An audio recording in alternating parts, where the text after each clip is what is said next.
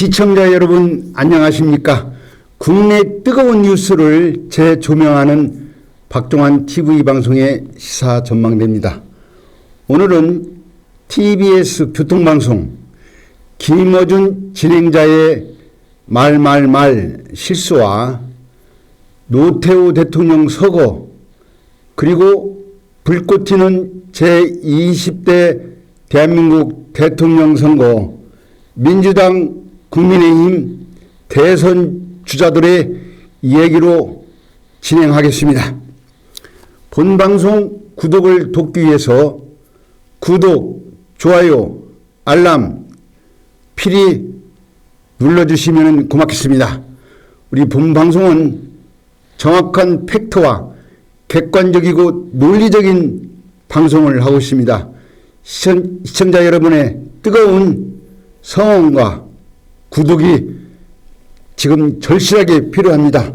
꼭 구독 눌러주시기를 바라겠습니다.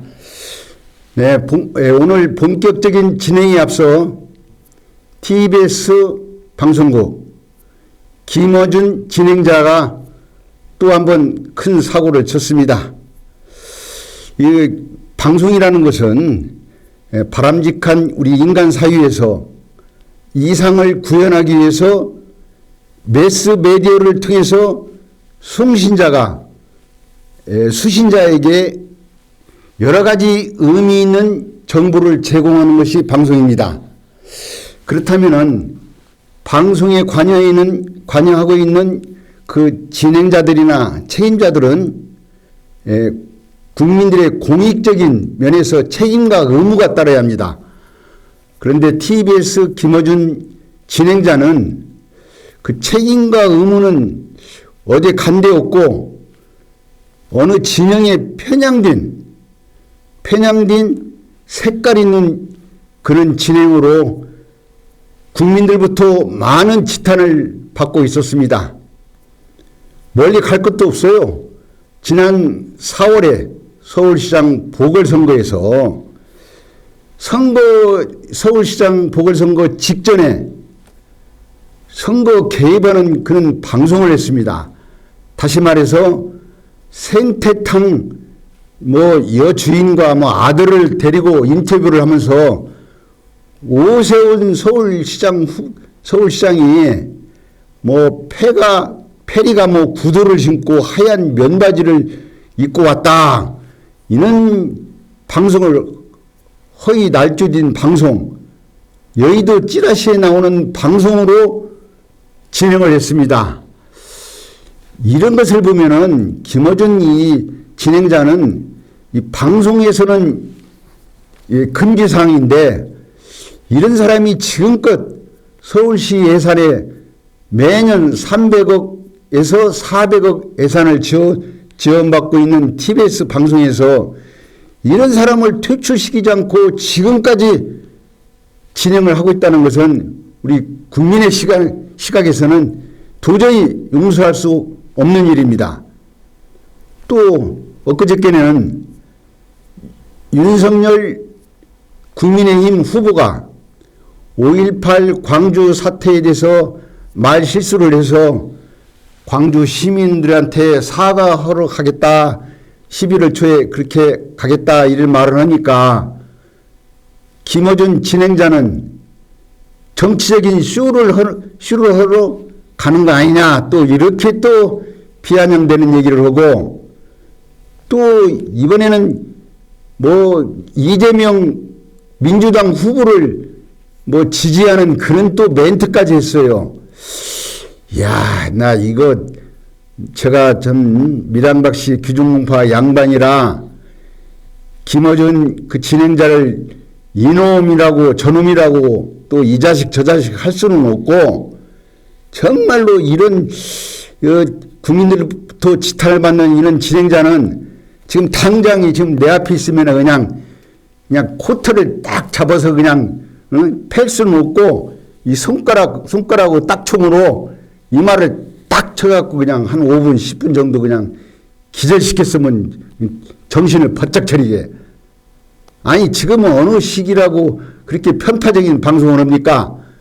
오죽하면은 그 TBS 교통방송 그 사내에서 그 직원들이 김어준이 무슨 신이냐 이렇게까지 말이 나오고 있어요. 그래서 지난 국감에서 서울시 국감에서 오세훈 시장이 TBS 교통방송 예산을 100억 원을 삭감하겠다. 100억 원 삭감하는 정도가 아니라 그냥 TBS 방송을 그냥 폐쇄시켜버려요. 이는 진행자를 쓴다면은 우리 국민들은 또 우리 많은 이 시청자 여러분들은 이 김어준 씨의 편향된 이 방송 더 이상 안 보기를 바라겠습니다. 제가 몇 달 전에도 김어준 씨의 이 편향된 방송에 대해서 신랄하게 비판했는데 정말 다시 한번 경고합니다. 우리 본 방송에서 소유하고 있는 1950년대에 한국 최초의 시발택시가 있어요. 시발택시. 다시 한번 경고하는데 김어준 TBS 진행자는 쓸데없는 말을 하면은 우리 본방송이 소유하고 있는 시발택시를 태워서 예예산 시부렁대는 그냥 주둥아리를 그냥 다시는 그런 소리를 못하게 그냥 어디다 대고 함부로 시부렁대냐 쓸데없이 주책 없이 함부로 짓거리는 말을 시부렁댄다고 합니다. 그 표준어예요. 자, TBS 김어준 진행자 경고하면서 본격적으로 진행 들어갑니다. 지난 10월 26일 날 노태우 대통령께서 서거를 하셨습니다. 자, 그러면 우리 노태우 대통령 서거에 이어서 노태우 대통령 히스토리, 그동안 노태우 대통령의 역사 히스토리 동영상을 보고 노태우 대통령 평가를 시작하겠습니다. 노태우 히스토리 동영상 표! 국민적 화해를 이룩하기 위하여는 대통령 직선제를 택하지 않을 수 없다는 대통령으로서의 직책을 성실히 수행할 것을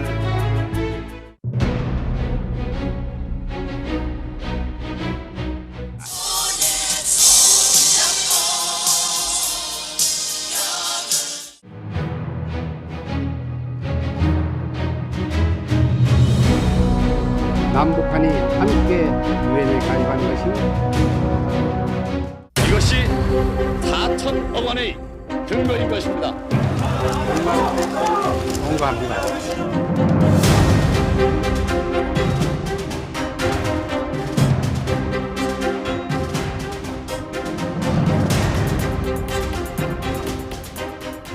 보통 사람 노태우 민주화합의 새 시대가 시작되었음을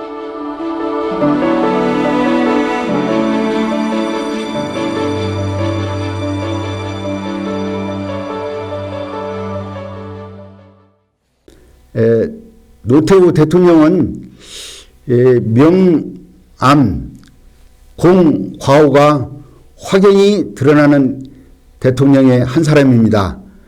노태우 대통령은 5.18 광주 사태의 주역이고 또 12 군사 쿠데타의 정치사의 또 주역으로 또 많은 과오를 또 남겼습니다. 그럼에도 불구하고 또 6.29라는 직선제, 군사정권과 문민정부를 가교 역할을 할 수 있는 그런 또 6.25 직선제로서 최초의 직선제 대통령이 노태우 대통령이에요. 그래서 이렇게 대통령 우리 정부 수립 이후 역사를 보면은 이승만 대통령, 건국 대통령도 공이 있고 과가 있고 또 그 후에 또 박정희 대통령도 또 공이 있고 과가 있습니다. 뭐 어느 대통령이나 마찬가지예요. 지금 현재 뭐 문재인 대통령도 또 공이 있고 과가 있습니다. 그렇다면은 공은 높이 사고 관은 다시는 그런 일이 일어나지 않도록 반면 교사 삼으면 되겠습니다. 노태우 대통령 그 관은 제가 아까 5.18이나 12.12 사태 군사 정권이 탄생하는 그런 과를 제가 말씀드렸지만은 또 공을 또 말하자면은 또 많이 있어요. 1980년대 그때 소련 붕괴가 되고 동구 공산권이 해체가 되는 국제 정세적으로 긴급한 상황이 벌어졌어요. 1980년대 후반에. 그 당시 노태우 대통령께서 북방외교 정책을 써서 헝가리, 소련을 비롯해서 동구권의 공산권의 무려 45개국의 외교 수립을 했어요. 우리 대한민국하고. 그래서 지금의 우리 대한민국이 글로벌 G10에 들어가고 G20에 들어가는 그것이 그때 노태우 대통령이 외교 정책을 성공시켜서 그런 초석을 다지지 않았나 저는 그렇게 생각합니다. 그리고 그 당시에도 노태우 대통령 그 재임 기간에도 부동산 문제나 집값 문제로 골머리를 앓고 있었어요. 그 당시에도 제가 알기로는. 그 당시 제가 젊은 시절인데 서울의 그 종로의 이가에 낙원상가라고 있습니다. 세계 동양 최대의 종합 악기상가 수백 곳이 밀집되어 있는 그 낙원상가 제가 상인 회장을 제가 맡고 있을 때인데 그때 노태우 대통령께서 그 정부에서 부동산 문제로 심각해서 제가 노태우 대통령께 제가 편지를 썼어요. 우리가 인간이 살아가는데 의식주인데 의식주 중에 주택 3분의 1이 중요한 요소를 차지하고 있는데 왜 주택이나 이 생활보금자리가 왜 건설부 그 안에 있냐.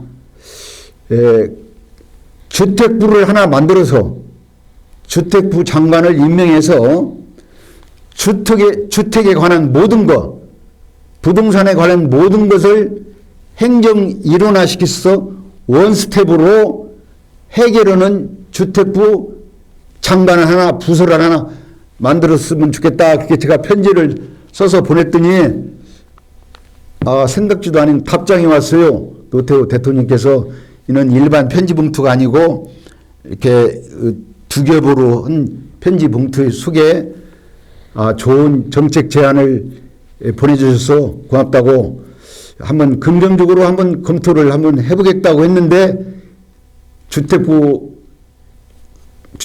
신설이 안 됐습니다. 지금도 안 됐어요. 그래서 이제 문재인 정부에서는 주택부를 만들기 힘들고 차기 정부에서 제가 다시 한번 제안드립니다. 아니 주택하고 건설교통부하고 무슨 관련이 있습니까? 지금 건설교통부 안에 그 주택을 담당하는 부서가 있는데 행정이라는 것은 국민의 편의를 도모하기 위해서 만드는 행정의 효율성이 있는 거예요. 그래서 차기 정부에서는 이 주택부 지금 LH 사건이니 성남 대장동 사건이 이 모든 문제가 주택으로 인해서 일어난 국민의 혼란 아닙니까?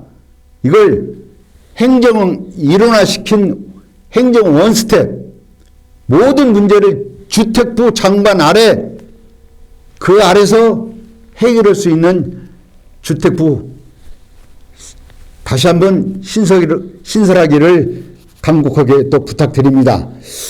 그리고 또 노태우 대통령은 또 공은 그 당시 그 부동산 문제로 시끄러워가 신도시를 제5기 신도시를 건설했어요. 그때 일산, 분당. 그래서 신도시를 건설해서 전체 주택 물량 약 20%는 200만 가구 주택을 공약으로 내걸어서 그걸 실천했습니다. 그래서 그 당시 부동산 시장을 안정시켰어요. 이런 것들은, 이런 좋은 점은 문재인 정부나, 마지막 문재인 정부나 차기 정부에서 벤치마킹을 했으면 좋겠다는 생각이 들어갑니다. 그리고 노태우 대통령께서는 그때 경부 고속철도 KTX, 서울 부산 KTX를 또 신설했어요. 또 좋은 일을 또 많이 했어요. 또 인천국제공항도 노태우 대통령 시절에 개통했습니다. 이는 그 SOC 사이 간접 자본 큰 프로젝트를 성공시키고, 또 하나 빼놓을 수 없는 것은 88 올림픽. 88 올림픽도 제가 알기로는 동부권이나 그 공산권이나 많은 130여 개의 국가가 참여한 88 올림픽도 성공시켰습니다. 노태우 대통령 시절에. 그래서 이런 뭐 나쁜 과도 있지만은 이런 좋은 것은 높이 평가하고, 또 나쁜 것은 다시는 그런 일이 일어나지 않도록 했으면 좋겠다는 그런 생각이 들어갑니다.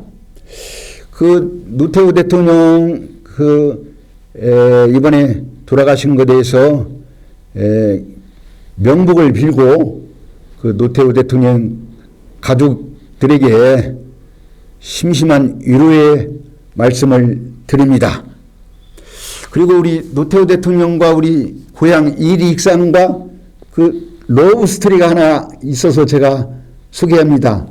얼마 전에 그 방송에서도 제가 잠깐 이 얘기를 했는데, 그 2006년에 2007년에 KBS 대하 드라마 대조영이라고 있었어요. 그때 KBS 대하 드라마 대조영이 인기가 좋았습니다. 시청률도 많고, 그때 대조영의 극작가가 유현종 극작가가 있어요. 그분이 우리 익산에도 연고가 있어요. 익산에 이리 공고, 익산 공고를 그분이 졸업하셨는데, 그분이 그 이리 공고 익산의 이리 공고 동창회 모임에서 노태우 대통령께서 직접 들은 얘기다. 우리 익산과 노태우 대통령이 러브 스토리가 있다. 그래서 주위 사람들이 어떤 내용입니까? 물어보니까 노태우 대통령이 육사를 졸업하시고 청년 장교 시절에 광주에서 근무했답니다. 광주에서 근무를 하고 그 러브 스토리 주인공 김옥숙 여사는 대구에 사셨잖아요. 그래서 토요일 날 노태우 청년 장교가 외박을 나와서 김옥숙 여사한테 그 중간에서 만나자. 그래서 이리역에, 그 당시 이리역이죠. 그럼 이리역 어디서 만날까? 이리역 시계탑 앞에서 만나자 해서 노태우 대통령 광주에서 그 이리익산으로 오시고, 김옥숙 여사는 대구에서 대전을 거쳐서 이리익산으로 이제 오셔서 익산역 그 시계탑 앞에서 만나서 그 부근에 식당에서 식사도 하고, 그 부근에서 그 사랑을 러브 스토리가 있었다는 그런 얘기를 대조영 작가, 유현종 작가가 이리공고 동창회에서 그런 얘기를 했다는 소리를 제가 들었습니다. 우리 익산과 그런 러브 스토리가 있는 우리 그 노태우 대통령의 명복을 다시 한번 빌면서, 자, 끝으로 내년 대선 전국 민주당과 국민의힘 정말로 한 치 앞을 양보할 수 없는 지금 전쟁이 지금 벌어지고 있어요. 그 민주당은 지금 이재명 후보로 결정이 됐습니다. 좀 어렵게 결정이 돼서 이낙연, 정세균 그 후보들과 원팀을 구성하기 위해서 만남을 가졌고, 또 최근에는 문재인 대통령의 초대를 받아서 그 춘추관 아니 상춘제에서 그 차 미팅을 했어요. 차 미팅을 했는데 그 문제는 민주당의 원팀을 구성하는 것도 중요하지만은 지금 성남 대장동 사건으로 인해서 검찰과 공수처에 지금 수사를 받고 지금 있습니다. 그런 중에 또 새로 불거진 성남도시개발공사 사장 임명에 대한 인사권에 대한 개입이 있었냐? 그는 또 지금 폭로가 지금 나오고 있어요. 녹취록이 나오고 있고 또 어느 그 후원자한테 돈을 받은 또 돈다발 또 영상도 좀 나와 있고 그렇다면은 지금 이재명 후보로서는 후보가 돼서 그 컨벤션 효과를 좀 받아야 할 그 시점에 이는 대장동 사건과 또 인사권 문제 또 돈거래 문제 검찰 공수처 이 수사가 어떤 방향으로 갈 것인가 이거에 대해서 지금 상당한 지금 핸디캡을 안고 지금 선거 운동을 하고 있습니다. 그래서 제가 보기에는 이 11월 달 물론 이제 야당에서는 특검을 해야 한다고 지금 이렇게 말을 하고 있는데 사실상 지금 문재인 정부에서 검찰이나 공수처의 그 수사를 지금 국민들이 지금 대부분 국민들이 지금 믿지를 않고 있어요. 그리고 검찰이나 공수처의 그 수사가 미진하고 도대체 이거 수사를 하는 아니 핸드폰 하나 제대로 하나 압수를 못하고 성남시청 압수수색을 몇 번을 가서 압수수색을 하고 끝에 가서 성남시장 압수수색을 하고 우리 국민들이 법을 모르는 우리 국민들이 볼 때는 도대체 검찰이 공수처가 수사를 하는 것이냐 마는 것이냐 그래서 아마 지금 수사를 한다 하더라도 국민들이 믿지를 않을 것이며 차기 정부에서 아마 특검으로 이건 분명히 갑니다. 이 특검에서 아마 가려질 것 같아요. 그래서 이재명 그 민주당 후보는 참 좀 어려운 상황에 지금 등에 지금 무거운 짐을 지고 선거운동을 하는 것 같습니다. 그렇다면은 국민의힘은 지금 선거 그 후보를 제대로 지금 뽑고 있느냐 여기에 대해서도 약간의 좀 국민들의 시각에는 좀 불만이 많이 있습니다. 제가 방송하기 전에 모 일간지 신문 기고를 제가 좀 보고 왔는데 그 신문 기고 내용이 내년 대통령 선거는 양 당에서 양정씨가 당선이 된다는 거예요. 그래서 제가 민주당에도 후보 중에서 정씨가 없고 국민의힘에도 정씨가 없는데 왜 이분이 양정씨 중에 당선이 된다 했는가 그 기고를 끝까지 한번 읽어보니까 정권 유지파 하나는 그게 이제 민주당이겠죠. 정권 교체파 그게 국민의힘이겠죠.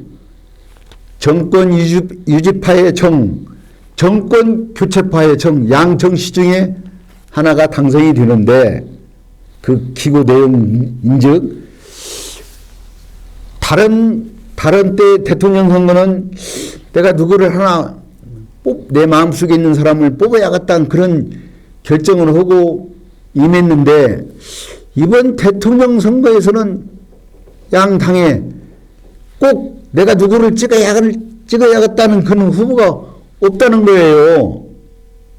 그래서 그 기고를 읽어보고 저도 좀 약간 공감을 했습니다.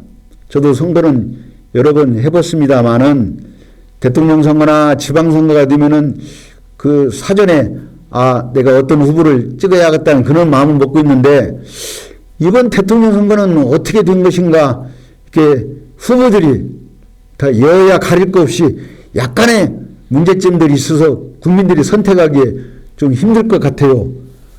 그럼에도 불구하고 최근의 여론조사를 보면은 국민의 대다수가 정권 교체를 해야 한다. 이게 60% 이상이 넘어요. 정권 교체가. 정권을 유지한다는 것은 한 35% 정도에서 머물러 있고, 그렇다면은 마땅히 뭐 마음에 드는 후보는 없지만은 정권 교체를 해야 한다는 이 대연제, 이 문제, 이걸 어떻게 풀어야 할 것인가는 앞으로 한 5개월도 못 남은 이 대선 전국에서 우리 시청자 여러분께서 현명한 선택을 해야 하지 않나 저는 그렇게 생각합니다. 그렇다면은 우리 국민들이 이번에는 정말로 그 국민을 통합시키고 국민을 화합시킬 수 있는 그런 지도자 잘 선택하기를 바라겠습니다. 그 사자성어에 우문우답이라고 있습니다.